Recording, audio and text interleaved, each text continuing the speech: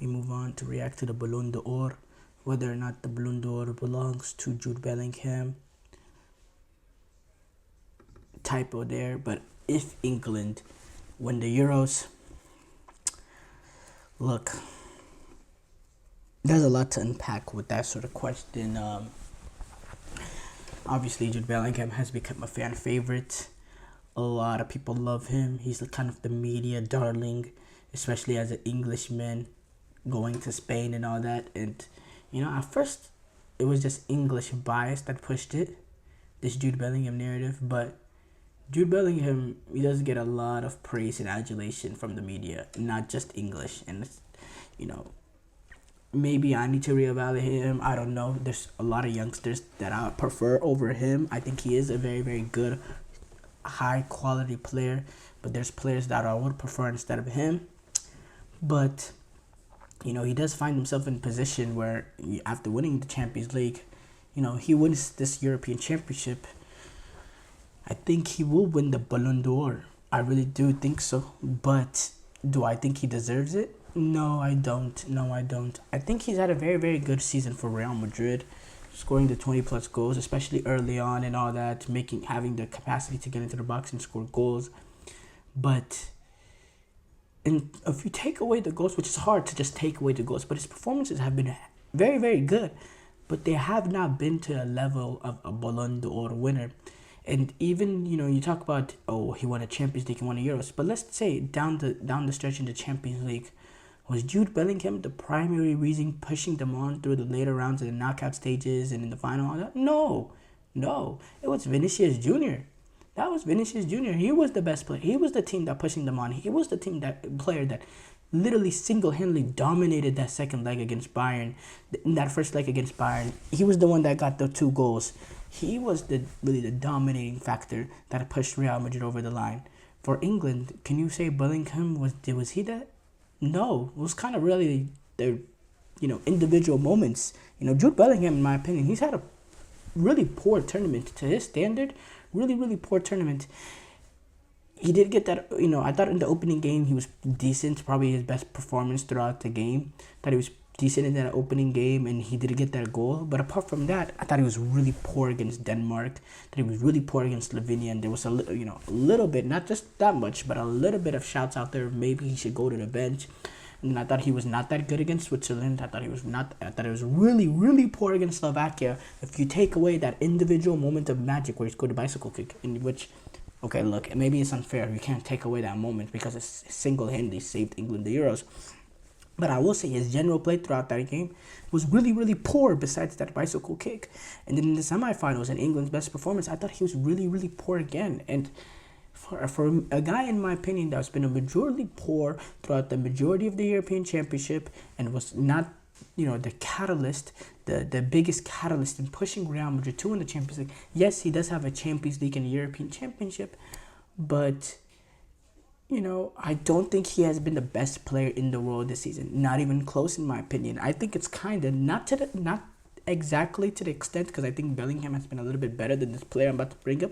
But it reminds me of the Jorginho shouts after winning the Champions League and the European Championship. It kind of reminds me of the Jorginho shouts of, should he be Ballon d'Or, should he be Ballon d'Or? Now, Bellingham, I think he's done more than that, and I think it's, not exactly a similar comparison. No, it's a similar comparison, but not to that extent. But what Bellingham has done, he was not the catalyst to push Real Madrid over the line. He was not the catalyst to win England the European Championship. So for me, in my opinion, if you were a legitimate title, if you legitimately should win the Ballon d'Or, you should be able to we should be able to strip away the titles from Jude Bellingham and decide, okay, without the Champions League, without the European Championship, would Jude Bellingham still be a legit candidate to be the Ballon d'Or? In my opinion, no. I think Vinicius Jr., yes, what he's done. I think Rodri, yes, what he's done. But in my opinion, what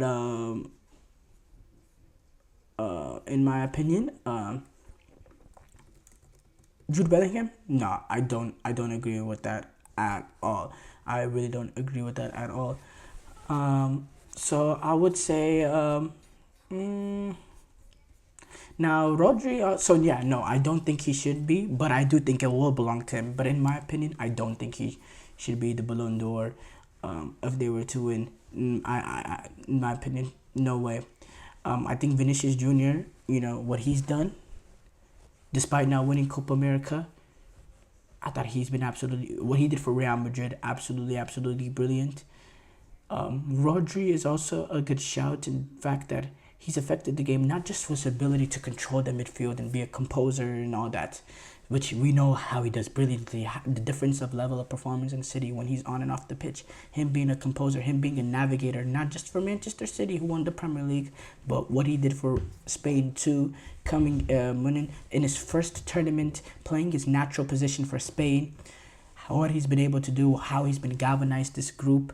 Being, I don't know if he is the captain, but he kind of is the de facto captain in the way in terms of he is that leader in midfield, and what he's done and the way he's affected the game, not just based on his ability to compose a midfield and be a brilliant midfielder, but also the goals and assists in 2023-24 season, having 12 goals, 15 assists for Manchester City. What he did for Spain in terms of getting that goal in that Georgia game when they were down 1-0 and there was a little bit of pressure on them, getting that breakthrough goal for them in tournaments in the past that they have not been able to find, getting that breakthrough goal to open up an opportunity for Spain to come back within that game and to take care of that game.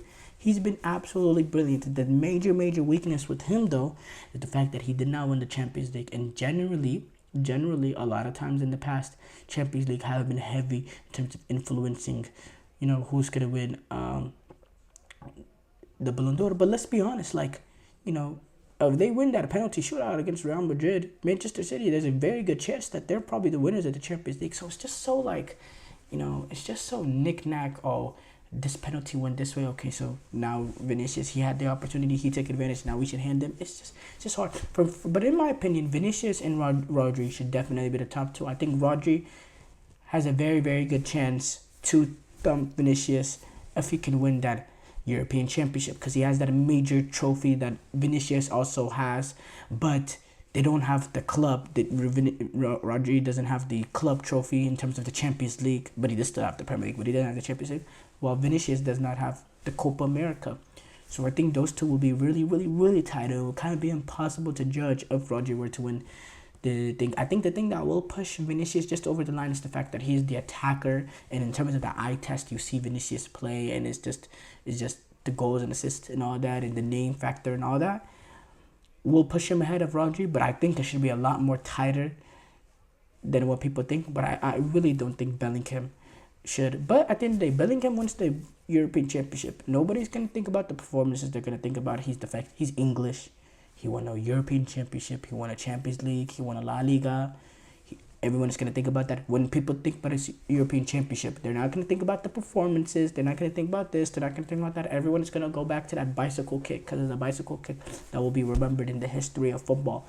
Especially if they were to go on to win the European Championship, that bicycle kick will be looked at as the kick heard around the world, the kick that saved England. If they were to win the European Championship game, the significance of that bicycle kick will elevate by times 1,000 in terms of the way people will remember it. And when when Ballon d'Or voting and all that, people are not going to remember his performances game in and game out. They're going to remember that bicycle kick. In my opinion, I think that's wrong. I don't think it should be that way. I think people should remember the performances as well, because the Ballon d'Or is the best player, not just the best moments or all that. But yeah, I definitely think Ballon d'Or will go to Jude Bellingham if he wins the Euros, just because of how the media will perceive it and all that. But I don't agree with it, which is, I would not agree with that happening. But in my opinion, it's so tight between Vinicius and Rodri, and it makes it even more tight if Rodri were to get that. No, it'll be really tight if Rodri were to able to get that European Championship, man. It'll be neck and neck. But I definitely think Rodri is in the race, definitely.